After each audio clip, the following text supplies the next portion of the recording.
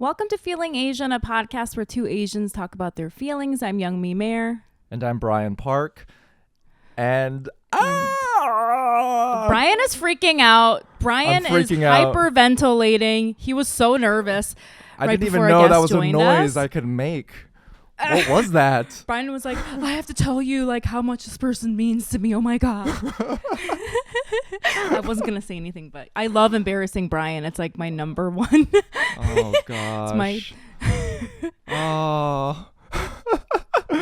No, I'm so hyped. I don't care. I don't give a fuck. I'm hyped. I'm hyperventilating, and this is going to be such a good episode.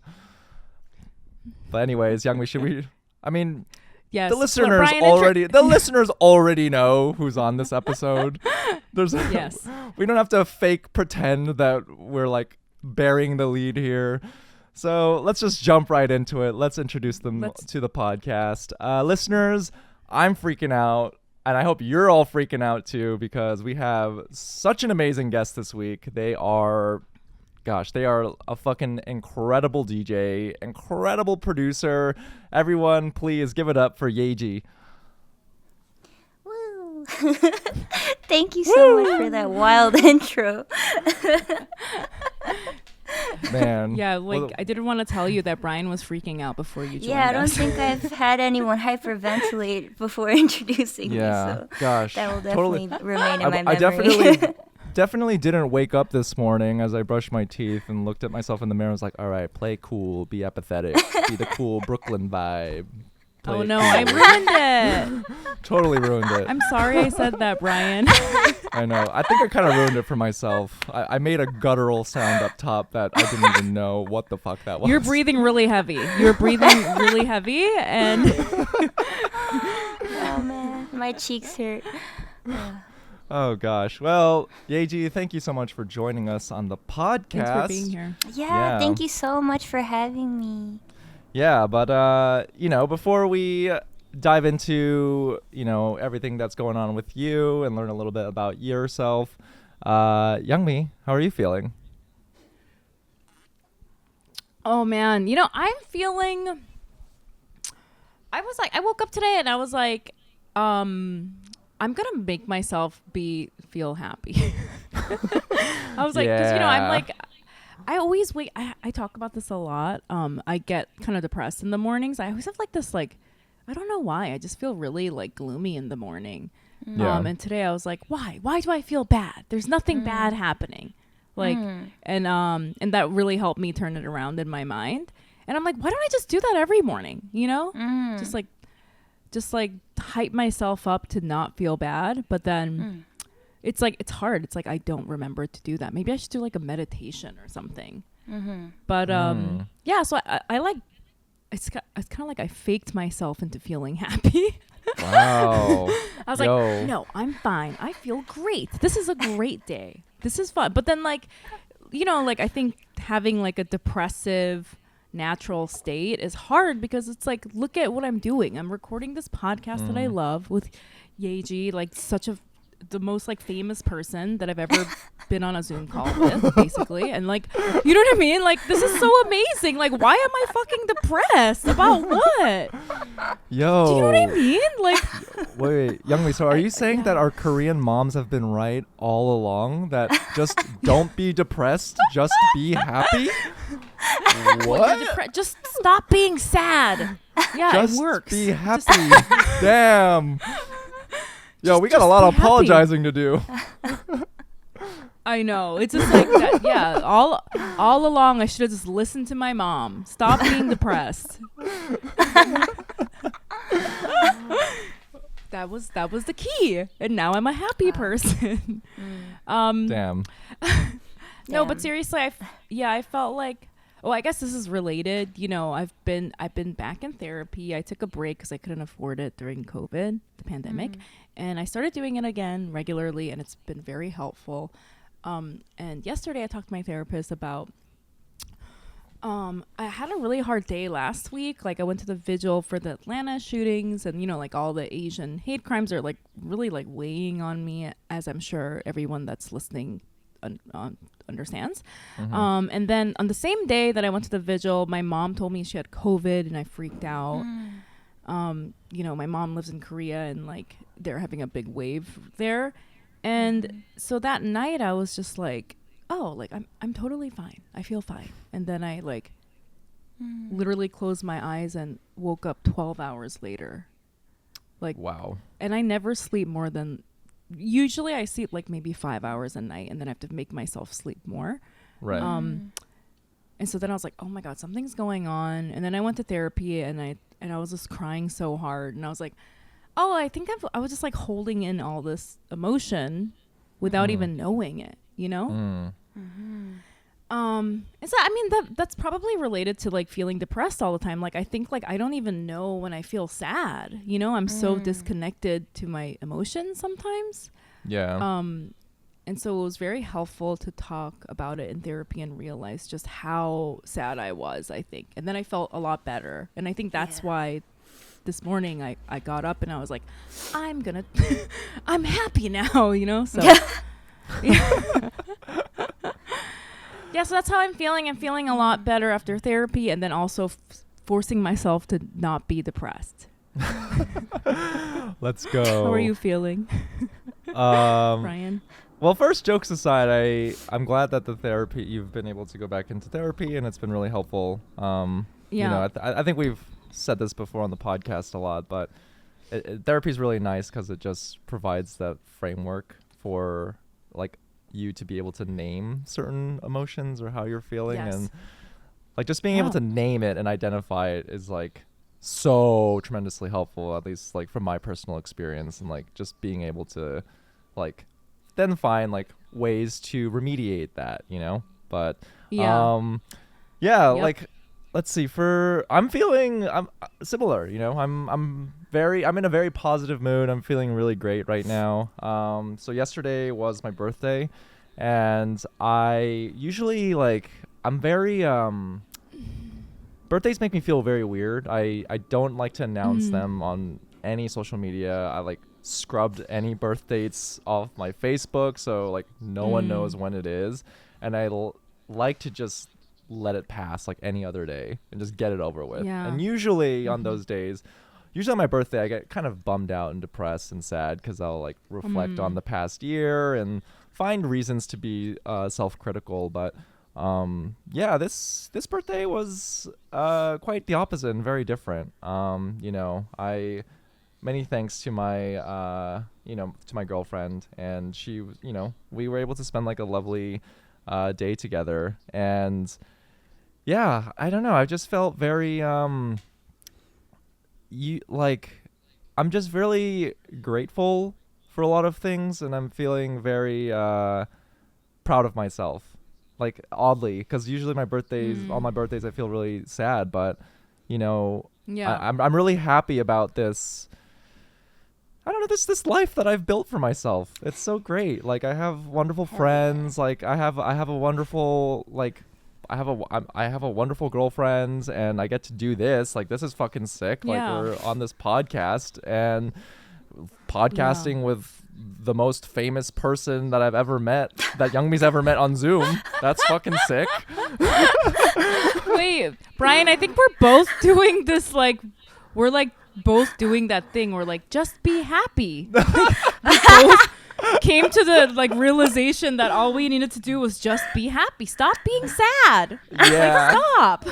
No, but you know, I'm gonna be. You know what? I chose to be corny up top, and I'm gonna continue being corny for the rest of this episode. Like, or own the cringe. Yeah, I'm gonna own the cringe. You know, and I'm just feeling a lot of gratitude right now. I'm also really grateful that, you know, the people, all my friends, and like the people that I love dearly, like as far as I know, everyone's healthy, and like it's such a blessing. And yeah, I just want to like carry that energy into this next year, and really excited for what's to come. So yeah, no apologies. I'm just really like happy right now. Brian, I wanted to say that I felt bad that I forgot your birthday, and how could I forget your birthday?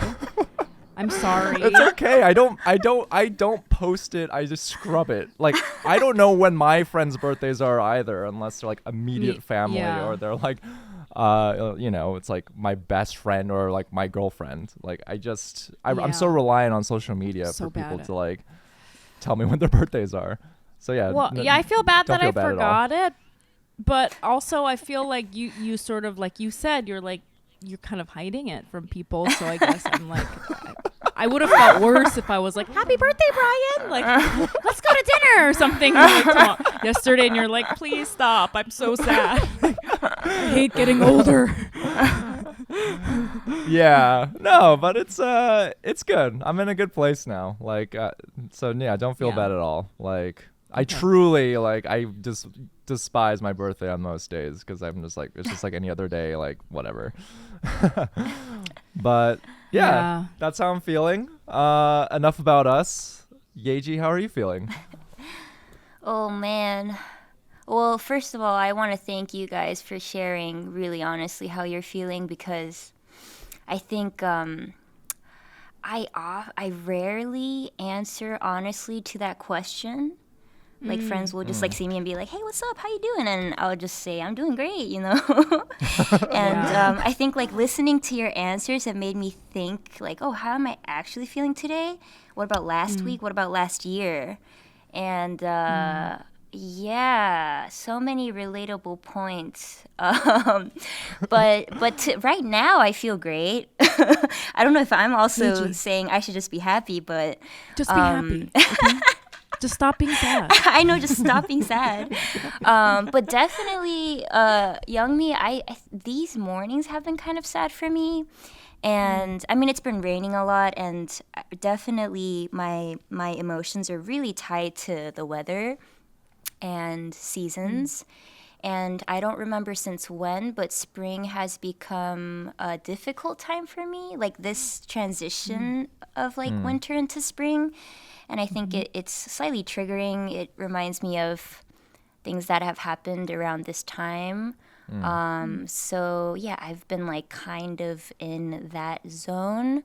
And I was like then reflecting on like, okay, so how was I feeling last month? And I realized, oh, last month I was in Korea.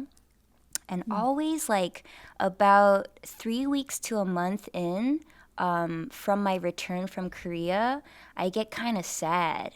And I call it the post-Korea blues. And I don't know. I mean, all of my family's there. Like, all of my closest family members are there. And, yeah, so, you know, that's big. Like, family is really big for me. And then I've made new friends since I became an adult. Because I grew up there, and back then I didn't have friends. But now I have, like, new friends that have different relationships to the current me. And they help me bring out this side of me that I am usually not able to access in like a really nice way, like a cathartic way, like a Korean side of me. So that was always refreshing, and maybe I miss like being able to communicate with that part of me. So you know, stuff's been swirling, but I'm generally okay though. I relate to that so much. I relate to that so much because I also grew up in Korea, and I have like a whole group of friends in Korea. And then when I'm in Korea, I only speak Korean. Yes, it's like a different person that's like asleep inside of me when I'm in the States, you know? Yeah. That's literally language, you know, like language makes it's just like inevitably is tied to how you think too. And when I'm in Korea, I start dreaming in Korean too. And even my voice and attitude is different when I speak Korean, because culturally they're different, and it's really interesting. Yeah, no, I was fascinated by that. That's so fascinating. I mean, I relate to that 100%, although I feel in a diet version, because obviously for you, like, you have a lot of family there, and you spent like your formative years like growing up there. And similar to what you said, Youngmi, like, I don't really have friends proper there, but if I spend any time there, like, I feel myself physically changing. Like, I for lack of a better word, like, I just feel more like Korean. And it's like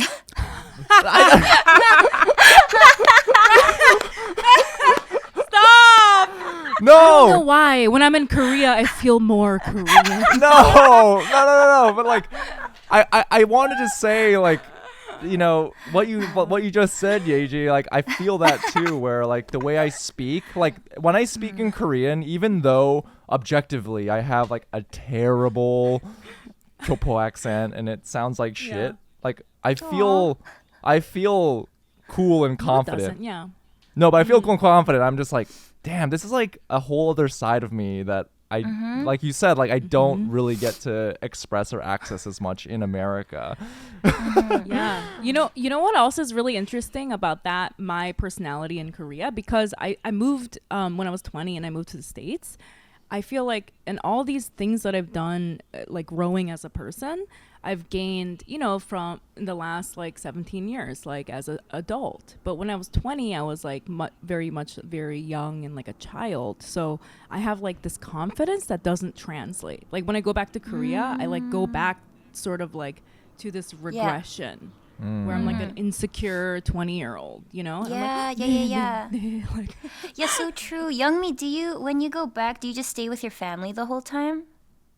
well, Or yes, do you get like a separate spot? Well, I tend to stay with them half the time because they live in Pangjin, so it's like really shigor, like really in the country, which is fine and nice. Yeah, but nice in its own way. Yeah, I also want to go to Seoul, and I do have a few friends that still live there, so it's like fun to go to Seoul and hang out and see them. So yeah, it's like half and half. How about you? Where does your family live? They live in Gyeonggi zone, so it's not like Shigor, but it's definitely not like Seoul. Yeah. So and like the place they live in now, I didn't grow up there because they got that spot after I left for college. But it's still like, I was a teenager when they moved there. So I was having a similar thing for a while where whenever I visit, I'm just like a teenager. And I would stay with them the whole time. And, even if it's a new room, like my clothes are all from like my teenage years. And just something about it, it was like difficult for me to love Korea, even though I was living in the States and I'm like revisiting it. And then I realized a few years back that, I need to redefine what Korea means to me as an adult, as current me, as me who, reconnected with America too. And I've been fortunate that my friend has an empty room. So I've just been staying with her after I quarantine with my family. So it's like kind of half-half. And making new friends as an adult. And like kind of like opening a bank account as an adult and like going to the hospital as an adult and like trying these adult things there. That's just opened up like a whole new chapter for me. Wow. Whoa. And That's would you really say, interesting. would you say this new adult experience in Korea, and after having had that and then returning to the States, has that sort of impacted like your experience of the US now in a new light, or do you just sort of see that as like that's the version of me that exists only in Korea, time to like code switch back into like American me? If that makes sense. Yeah, that's a good question. I think inevitably I do have to like switch gears pretty rapidly because literally language and I don't have too many Korean speaking friends here. So, I'm just speaking English and so I'm kind of like forced to switch gears really fast. So every time I come back, the first day, I literally kind of like butcher my English. Like I forget some words and I like sound really fob. And I have to like make sure I have a super close friend I could just say whatever to who's American there for me to like ease me back into speaking the language. Right. But I do think, the two lives are really separate, and there are pros and cons to that. Like, I think it's a great privilege to have another place to call home. And when I'm there, I can have a more objective perspective on America. And almost look at my American experience and self as an outsider, and look at the country as an outsider. And that was really helpful. Like, actually, I was in Korea when the shooting happened in Atlanta, and I mean, a part of me was like, I really want to be in New York right now. Like, I want to be with all my friends. But also a part of me was really grateful that I was witnessing that from Korea. Like, as a Korean, too, it helped me process it in a way that was different if I were here, you know? Right. So I'm trying to, like, look at the good parts of going back and forth a lot. And, yeah, I'm pretty grateful for that. I feel like those are, like, being, like, from two cultures, as all three of us are. I feel like growing up, that was such a gift. Like, just even there's... Because even in America, a lot of people, especially in New York, they think they're very open-minded. And I'm like, a lot of people are not. Because they've just been sort of grown, like they just sort of grew up in one way of life and saw one like kind of media, you know, or like when they hear the news, they see it from this one perspective, even though they think that they're seeing it from multiple perspectives. Right. And I feel like just, that feeling of like going back and forth and seeing the other culture from another, like from the outside in, like I think that that's like such a gift. Yeah, totally. Because like I moved around a lot, like even in the States, every year I transferred to a new school. And even that, I realized like, basically whatever seems like so hot here or like so important or like you really shouldn't do that here, it could mean something completely the opposite somewhere else or be completely irrelevant.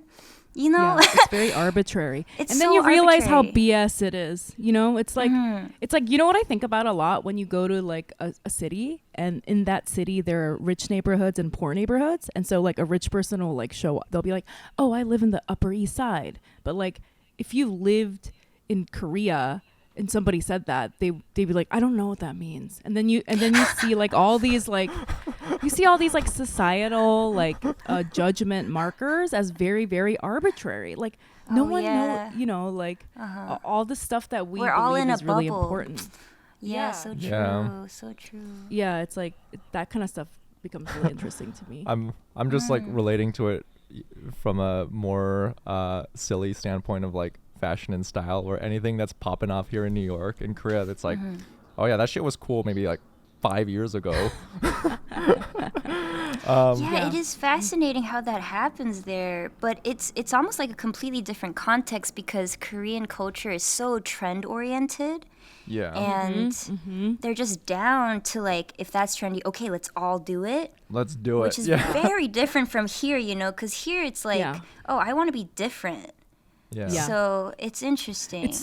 You know what my favorite thing is when I was living in Seoul? Like literally one day you walk out and everyone's like wearing this one thing. And you're like, how did everyone get this memo? Like you all went and bought, right? Like one day you'll walk out and everyone's wearing this one shoe. And you're like, it's so it happens. It happens in New York. It does happen in New York, but it takes like, I don't know, 3 weeks. But in Korea, it's like tomorrow. I'm like, what? Right? Yeah, it's true. It's away. true. Oh man. Well, Yeji, you know, it sounds like you've been going through a lot of self-growth, and I think it's also reflected in your music because, you know, when I first, this is like the I'm fangirling here, but you know, when I first discovered your music, like it was just fucking sick. Like you were just churning out like club bangers nonstop, and you know, it's been interesting to see your artistic evolution since then, because it feels like your music has sort of taken on a more introspective approach that explores facets of mental health, like you know, depression, aging, etc., etc., etc., anger. And can you elaborate what this means to you? And I mean, has that process come easily to you? Yeah, I think like the earlier music I wrote, that was like in my early 20s, and it was pretty soon after I moved back to New York. But I didn't have any memories of New York as a baby because I was born here and then we left shortly after. So it was like pure excitement of, oh my God, I'm in New York. And like, these are things I imagined of. And there's just something to go and see and experience every single night. And while I was working jobs, I would like just go out like 3 times a night. And, you know, I was just full of life and so excited and so about it and really into dance music. And I think that excitement is all in that music, because music is inevitably just an extension of me, and whether I like it or not. So I don't even have that much control over it. And I think the biggest thing that's changed is just acknowledging that and recognizing that. And I think once I recognized it, my relationship to music making has changed. So the earlier pieces of music that was like more clubby, it's really fun, but I can feel myself in those tracks thinking about, what are people going to think? Is this going to bump on the dance floor? Do I need to make the bass like a bit boosted, or, you know, whatever, like things like that. Versus like the project I put out in 2020, What We Drew, which you said is introspective, and I agree. It was like an experiment of me writing almost a song a day, just treating it like I'm writing a diary entry. And that was almost my therapy too. It was me checking in with myself and me just like super earnestly documenting, how do I feel right now? And it wasn't easy, you know, because that's not super comfort zone for me, but I think it was like the most natural way for me to process some of the things I was experiencing, because music is abstract and my lyrics are abstract, and I don't have to literally say, oh man, I had a rough day because da da da da. You know, it was like I would just be, and then, you know, it's just like more like visceral. And then to now, where there's a lot that happened, you know, in the past 2 years, as I'm sure, you know, all of us have experienced. But I'm writing this album now, and it's my first album. And I like took this online course during lockdown called Rhythm Race Revolution. And that course really, really just opened my eyes in a lot of different ways. But specifically about what music means to me and what music means to the world, and how music is the truest form of archive of how people actually experience their lives, even more than like academic writing, like even more than history textbooks and shit we learn in school. And a lot of the class was centered around Black music and Black musicians. And we were doing readings with listening to music and just discussing how this is a way for us to, as listeners, also time travel. Like if that piece was written in the 70s, we're literally taken there to when they wrote it and what they were feeling.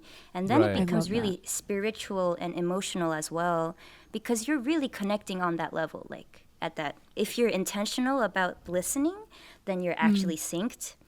And I was like, wow, if that's possible, if that's how I want to be as a listener, be attentive and also respect these people who made the music, then as a creator, I want to make sure I put my intention in, and I want to make sure I'm documenting what I'm experiencing.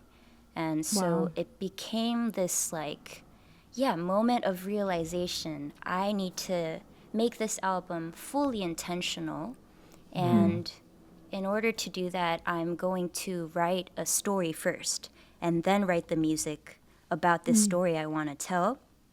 So it's all like super in progress. So there's, not too much in detail I could share, but I did this like activity for myself that was actually really helpful, which was just like drawing a spiral. And then there was like a starting point, and I would write down like kind of stream of consciousness. Okay, what happened the past 2 years inside, like mentally, spiritually. And I was like, started off with leaving room for myself to breathe and be its full being. And this is like lockdown. I can't help but be forced to be with myself and just let myself be, And then I started watching like a lot of anime from childhood, like from the 90s and 2000s. And that helped bring back a lot of childhood memories that I had forgotten. Because I don't remember much of my childhood. Right. And I was like, whoa, what is going on? And during that time, like, Black Lives Matter happened, Stop Asian Hate happened. And I'm still like learning from our rhythm race revolution and like reading and having my own thoughts. And it kind of became me realizing how angry I am for the first time. And and like, and I was like, obviously I've been angry before in like smaller ways. Like, oh man, why did you, do this? Like, but this was like true anger. Like this was like fire in my heart. And I hadn't recognized that all these years. Like I'm almost 30 and all these years. And I realized, oh, maybe it's because to even feel angry for yourself, you have to believe in yourself. Because you believe that you've been wronged. You believe that these people you love have been wronged. And that's why you want to fight. That's why you're angry. That's why you have fire. And then, from there, I was just thinking about how there are so many metaphorical ways you can talk about anger. And even the word anger in Korean, which is 화내다, is translated to the Chinese character fire. You're literally creating fire. And there's so many idioms around it. Like there's a Korean idiom that says the anger you put out will return to you. So it's almost like this cycle. And then I was thinking about Korean culture, how so many people suppress like crazy. And then they have to like let it out in the super violent way, which is passing it down. So if you think about like companies, always like the highest position guy is always angry and like doing crazy stuff to like people below them. Even in school, like teachers used to, like hit their kids. Hit you, even with families, like there's so much gaslighting happening. And I was like, suppressing has led to this form of letting out anger. And anger is actually a big part of identifying Korea. And then, from there, I was like, okay, I want this album to be a journey about what anger is to me, how I discovered it, how it came to life, and how it passed through me. I love this. That is, I so love it's this like, conversation. I love this. I always talk about, obviously, I think if you are, a woman or like socialized as female or Asian, you're taught that you're not allowed to have anger. And I love it when people, it's almost like it's like a natural part of your body and your psyche. It's like having a liver. Like if I pretend that I don't have a liver, it's not going to go away. It's still there. You know what I mean? And because of that, I really get excited when people find that out. But when I grew up, I was like not allowed to have anger, and I was embarrassed by it. I was made to feel ashamed of it. And I would like my mom would be like, oh, like look at that fucking out of control person. They're fucking and like that's like you like a loser when you like lash out. And I had to like grow out of that. But I think what you said about Korean culture as a whole, like they, like it's not, you're not really allowed to show anger, like, except the people at the top. And then it's sort of like, it took me a long time to like grow out of that too, because it's kind of like bullying behavior. Do you know what I mean? It is. It's like bullying behavior and like kind of like cancel culture originates from Korea is how I always felt.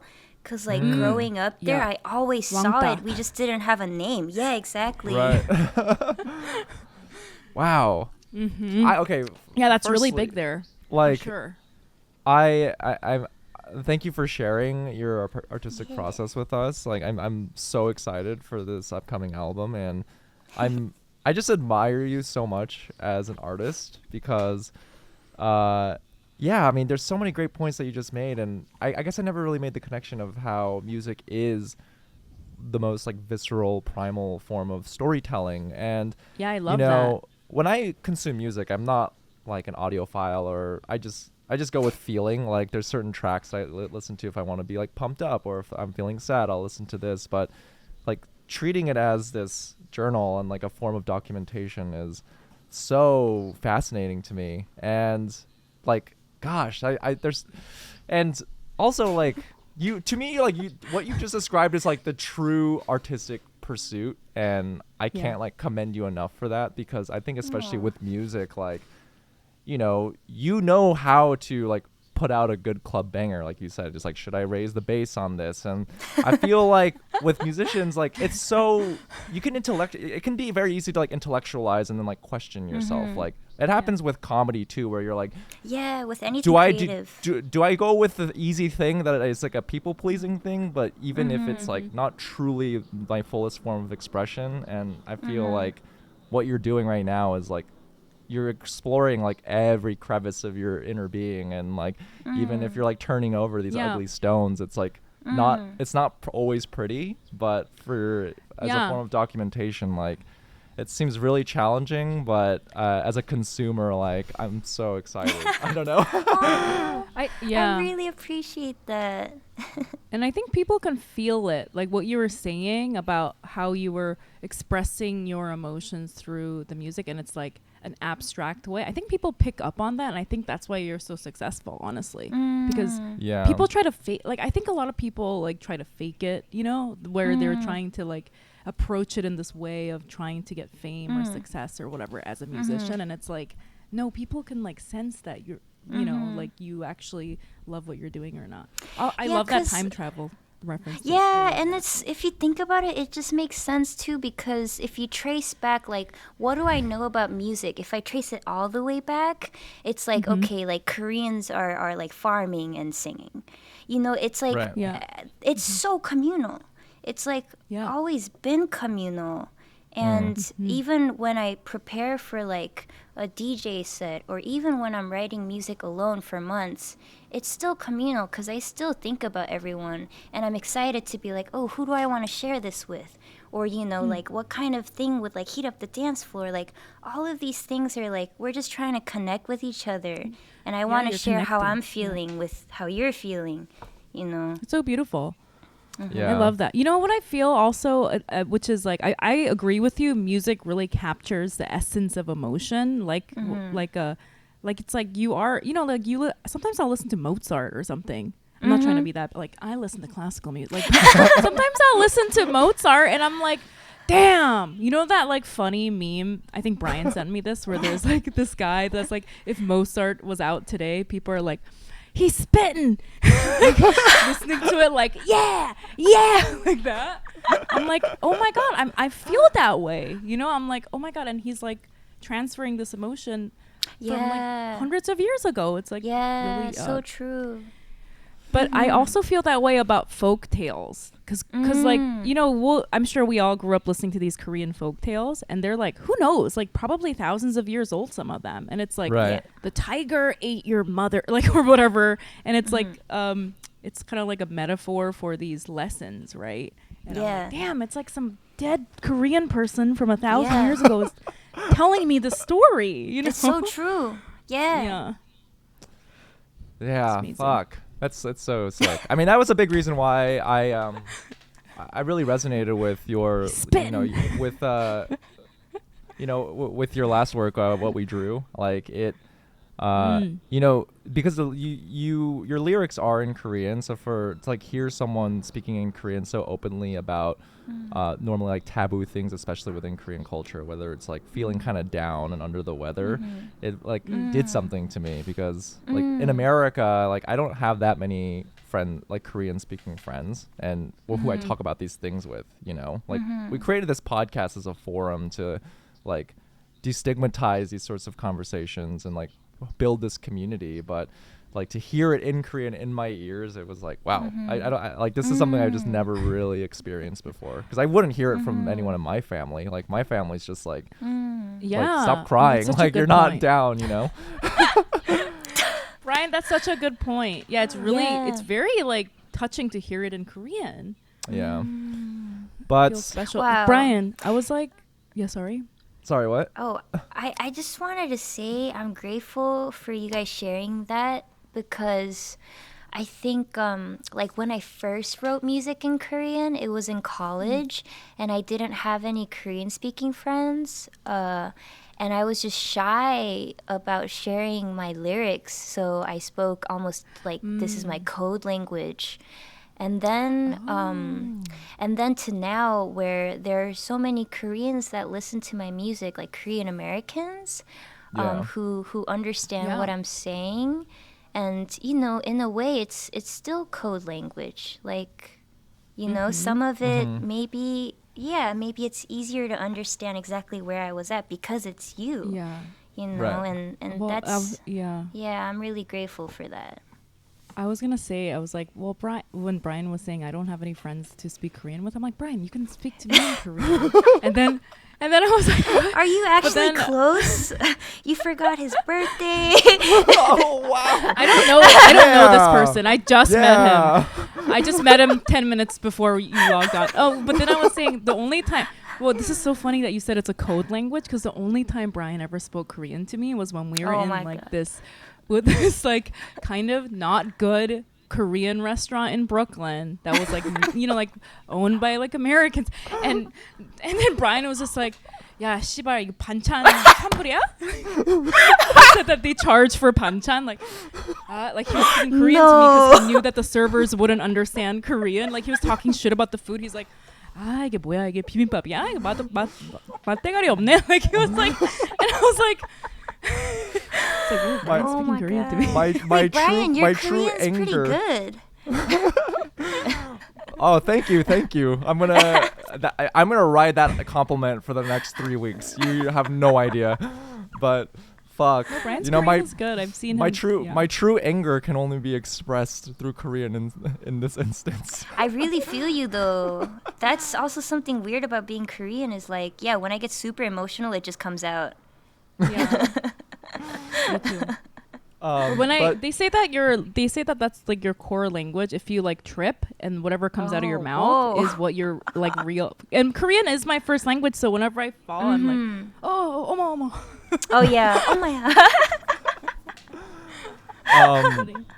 Yeah, but as we all know, the K-pop industry is fucking humongous. And everyone knows it, and it's so big. And like you said, like you have people in Korea who listen to your music, and like you mentioned, you went back to Korea and you developed a lot of elements of this album in Korea.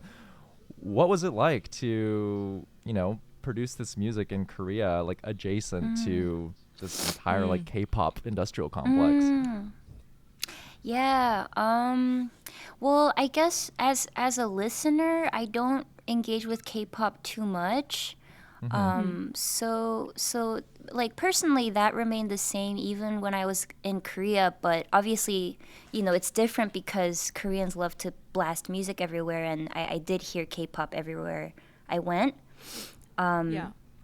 But for my studio practice, I instead of going into a studio, I just like rented an Airbnb and brought my tiny speakers and like created a bubble for myself in Korea. So it's all my gear from here I brought over there, and like I actually even had a friend from America fly there, and so I was with him a lot, and so there was like a little New York version of me there, which kind of created separation, and then the only time it like came up that I was conscious of is that I was working a lot with Hyuk from the band Hyugo, because we're friends. And he, as a personal listener, doesn't listen to K-pop either. But we were just discussing this phenomena of K-pop taking off, but not only K-pop, like K-drama taking off, and then K-lifestyle taking off, and how that feels in Korea. Because I was curious, like, okay, first of all, they're probably aware this is happening. But like, what do Koreans think, Yeah. And obviously there's huge pride because Korea as a country and culture really runs on nationalism and like pride as one type of people, you know. That's why they're so racist there too, is because there's only been one race and they've been pretty good about blocking other people from coming in. So I think there's immense pride in just like we are global and like everyone loves our stuff. Right. But I think there's also confusion about, we also don't know why BTS is so famous, actually. Because I asked some people and they're like, yeah, we don't know what happened. But it's pretty cool. And do you want to hear my theory? I do. Yeah, Why what's your K-pop theory? is so big? I think that Koreans are like, this about K-drama too. They like, there's something about understanding what people want to see or feel that they like understand in a way that I think Hollywood, like that's the only thing I guess to compare it with, right? Like Hollywood and like the music industry here, like is they don't understand, like they understand emotions in a way. Like I think K-dramas, like they understand like people's fantasies, I think. Do you know what I mean? In a way that like, and also I think Koreans have a closer tie to their, you know, like very recently they were very impoverished as a country. So they understand the fantasies of somebody that is like living in an economically depressed country. Whereas in white Americans that run Hollywood truly don't understand that. And I think that's why Korean media, because like unfortunately most of the world does live in poverty, and so Koreans like understand that like mindset in a way. That's just my theory. I don't know if that's well, true. yeah, actually that point about Korea only recently like coming up, especially like with like everyone's like eating okay now, like that's actually so real and like impacts so many different parts of Korean culture. Because like I'm reminded to this day, like when you hang out with somebody in Korea, the first thing you say is like 밥은 먹었어? Like, did you eat yet? And I asked my grandpa, like, why do we always ask that? And he was like, oh, it's literally because we didn't have rice sometimes, like even in his generation, which is like, you know, he's alive and well. And and that was like recent, but now they're facing a different kind of crisis where people in our generation can't buy property. I don't know if you guys are up on that. Totally. But basically, the recent past president made a lot of, you know, bad decisions, and without getting into the nitty gritty, it's just like impossible, even if you work your lifetime, to ever like buy a place. And I feel like owning a place is such like a Korean dream. Like every Korean family wants that. Yeah. And so our generation now, like my friend was saying, that's another theory why trap is so big and like hip hop is big, is like that lifestyle of I'm just going to spend all my money now because what's the point of saving? That kind of mindset is actually what current day Koreans are living. And there are words for like small happiness for right now. Like there are like idioms for that's used in the internet these days. Yeah, that's how I live. Like, oh. Yeah, I know, kind of relatable. I think there's like psychology behind why Korean media is so popular. And Totally. I think it's like, and I think it's like it has something to do with just relatability, honestly. Yeah. You know, my theory is I love your point. No, I wanna put my like 2 cents in. Let's hear it, Brian. So, like, I want to hear. So I think your theory is correct, Youngmi. Like, and I think we feel that especially in Korean filmmaking with like the popularity of films like Parasite and before that like Lee Chang-dong's like Burning, where I think Korean filmmaking, like there's a lot of core themes. Like we saw it in Squid Game, like where income, like the wealth gap. Classism. That's something that America's experiencing, and like Korean like filmmaking and TV shows like explore that really well, and I think that resonates. I mean, it's just a side effect of capitalism around the world, which is why I think it resonates with so many people. But I think specific to America, I think with K-pop and K-dramas, it's like maximalism, like the most like dance, the most like pretty, the most this, and I think, and it's unapologetic about it. And I think with like the current media cycle in America, like everything is the most, you know, like Donald Trump was the most. Like we're competing for eyeballs and ears, like, and our attention span is so little because of TikTok. And like I think just the style, like the style of K-pop and the style of K-drama is like the most emotion, like the most this. So I think it's able to like cut through all of that noise and like capture our attentions. That's a good point. I don't know. That's my we always say like armchair something on this podcast. So we're armchair cultural observers. Experts. Cultural experts.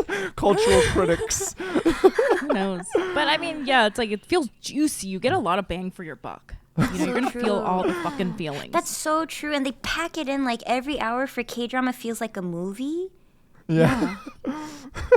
Just in like the cold open, there was like a massive accident and someone has a heart attack, and I'm like, damn, now it's just the title screen. I was watching Changun recently again, and do you remember that? Did you ever watch that? The Jewel in the Palace, I think it's called in English. It's about like the first female doctor in Korea, like set in the 1500s. And the scene where her mom dies is like 90 minutes long. It's just like, and I'm just like I'm ruining I'm just watching it. It's just going on for 90 minutes. I'm sobbing for 90 minutes. I'm just like, oh ma, like she's the worst. It was a lot. I was very invested. Sounds like it. Well, Yeji, thanks for sharing.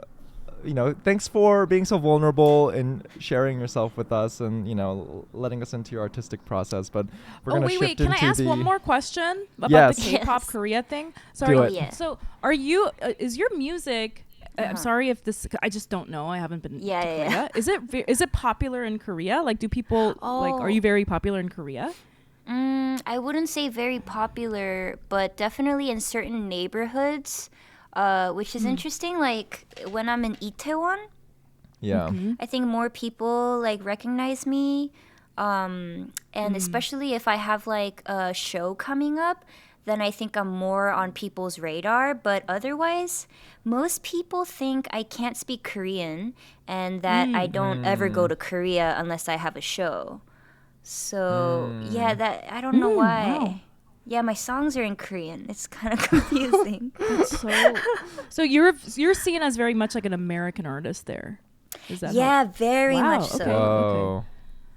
So, Huh. and really, I think to like be like whatever well known, you have to be on screen. So you have to either be on TV or you have to be on like a major streaming thing or on a major YouTubers thing. That's still how that's how Koreans like understand. Oh, you're famous, and I should recognize you when I see you on the street. That kind of thing. And so I haven't done anything like that because you kind of lose all of your privacy. It's just like so Korean culture. You stop being able to like go to restaurants with your family and stuff like that. Right. So. Yeah. I see. And then once you have a life-size cutout of you promoting some soju, then you're like A good, like top of the top. I made it. At the face shop. I'm done. Well, Yeji, thanks for letting us into your artistic process. This has been like such a fucking insightful and awesome conversation thus far. But we're gonna do some rapid fire questions that we like to ask all of our guests. Like get to know you on another level here. So, what is something you're loving right now? I'm loving watching slice of life anime and gathering merch from the shows. Wait, can you specify? Yeah, what is slice of life from anime? the anime shows? Yeah. So slice of life is like a genre of anime where it's not too dramatic. It's not specifically like adventure or romance. It's like this is what's happening day to day, and it's like a group of friends just like cook and hang out. It's like really chill. So that's the genre. And then I've been like looking on like Yahoo Auction Japan or like eBay to like collect like little merch from the shows I like. Oh, that's so cute. I love it. Did you get anything recently? Anything specific recently? Oh, did you get some cool merch recently? Yeah, if I was home I would show you, but this is dangerous. I've been getting kind of into like limited figurines that come out, and then like cards. I love collecting cards. And there's one for every show. Oh. People just don't know about it. Wow. Whoa. Yeah, I know. I feel like just like being privy to this, my coolness has gone up like X amount of points. That's another thing. It's like I don't understand how anime is cool now, because that's why I got bullied when I was younger. Seriously. Everyone's like, whoa. Seriously. I remember also, we got bullied for anime. I also got bullied for fucking liking K-pop bands. I sort of put that in there. Oh my god. Back in the HOT days. No. They were Yo, like, I guess, yeah, no one's up on HOT it. was fire. My sister was really up on HOT that. was fire. I love HOT. GOD. now how the tables have Pinker. turned. Yo, Truly. I swear to God, Young, if you got one of those like HOT like fuzzy hats that they wore with like Oh my the eyes, God. and you wore that in New York, you would be stopped by every TikTok content creator, and they're like, "What are you wearing?" And you're like, "Yo, this is some HOT. Like, no, don't disrespect." Yeah. Oh my God. Throwback merch. Nice. So slice of life anime. Okay, I gotta look into that because I grew up Yeah. watching a lot of like Dragon Ball and Gundam Wing, Yeah. but that's like it sounds like the Classics. opposite of that. It's the opposite. Yeah. Okay. Yeah. Nothing Okay. happens. All right, Yeji. Well, conversely, what is something you're hating right now? Ooh, that's a strong word. But you know, okay, I Tap into your anger. yeah, I know. Yeah, no, I actually, I feel so peaceful. But recently, I've really rapidly like changed into older person lifestyle where I like my food done this way, and I want everything to be clean, and I need to get in bed by midnight, and I'm usually not a routine person either. But Yeah. this is like a new discovery, and it feels like a new relationship. Like I'm kind of in honeymoon phase with it. So when that is compromised, I guess I get angry or I hate that. Wow. Yeah. That's I know, it's Yo. like, damn, this is Interesting. what my grandpa was experiencing, and I'm not like that old yet. Well, that's wild. So I I feel s- like yeah. for someone who's like really who's in this new phase where you need to be regimented about being in bed by midnight, DJ like being a DJ doesn't really seem that conducive to that. No, this is true. Yeah, so and I have a puppy now, and she has really bad separation anxiety. Right. And that was like a huge part of my lifestyle change. So I have to like now plan ahead and get a dog sitter, and like, oh, this is my Oh. one night out in the month, you know, like, ooh, how am I gonna stay up? Like that's been that's been the You- vibe.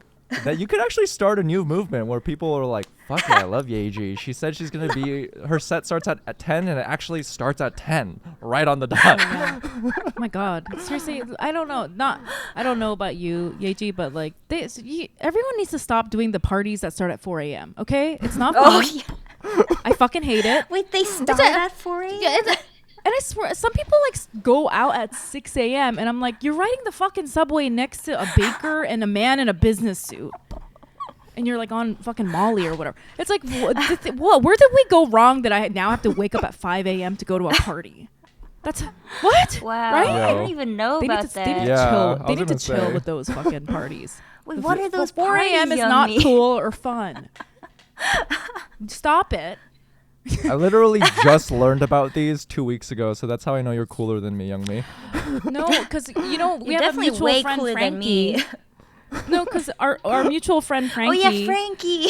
She was like, Frankie was like, hey, I'm throwing this party like once a month, and it like starts at 4 a.m. I was like, no, stop. Stop. And she was like, well, and I was like, well, I have a son, and I was like, well, I have to take him to school at fucking 7 a.m. Like, what are you talking about? And she was like, and then this is what Frankie said. She was like, why don't you drop him off at 8 a.m. and then you can come after, because that's when it really starts to get fun anyway. I was like, what? You want me to go to a rave at 8:30 a.m.? She's like, yeah, that's like when shit gets real. And I was like, oh my God, I'm gonna do it one day. right? Oh, please, you gotta please. try it and let us know. Right? Yo. I will Drop say, him like, off, I don't know what the schedule is these days, but Yeah. usually when you show up early in the morning, it's kind of cool as like a workout because you're super fresh and this is like your workout, and Yeah. most of the people in there have been there all night and they like are out of it.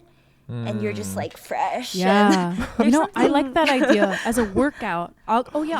drop my son off, put my exercise clothes on, Yeah. and just like Yeah. get Let's my go. workout in. That's so funny. Oh my gosh, I love that. Please make it Going to happen, young me. rave Yeah, to please. work out. Yeah. Yeah. So funny. All right, listeners, you know the drill. To hear what Yeji's ashamed of, you're going to have to subscribe to our Patreon at patreon.com/feelingasian. Yeah, that's right. We're scamming you. We're inspired by Tinder Swindler and Anna Delvey and We're Bad Anna Vegan. Delvying you for $3 a month. That's the ultimate aim of this podcast, is that we want a Netflix docuseries about how we swindled all of you to For donate to our $3 big ones Patreon a for month. $3 a month to hear our guests' juiciest answers. But without further ado, Yeji, what is something you're ashamed of? Wow, we're over Zoom, but man, we're all sweating. That was a really shameful and cringe. You really missed out. Really missed out if you're not subscribed to our Patreon. Yeji can definitely attest to that. I'm definitely Well, sweating. Yeji, before we let you go, we like to leave all of our guests with this one last question, and that is, what is something you're proud of? Oh, okay. I'm really proud of, I think, becoming closer to myself. Especially these past few years, I feel like I'm finally actually looking at myself. And I feel like I'm finally actually acknowledging all these past versions of myself. From when I was younger, from when I lived in Atlanta, from when I grew up in Korea. I am finally looking at them and like saying hi and willing to talk to them. And I'm really proud of that. I love that. That's amazing.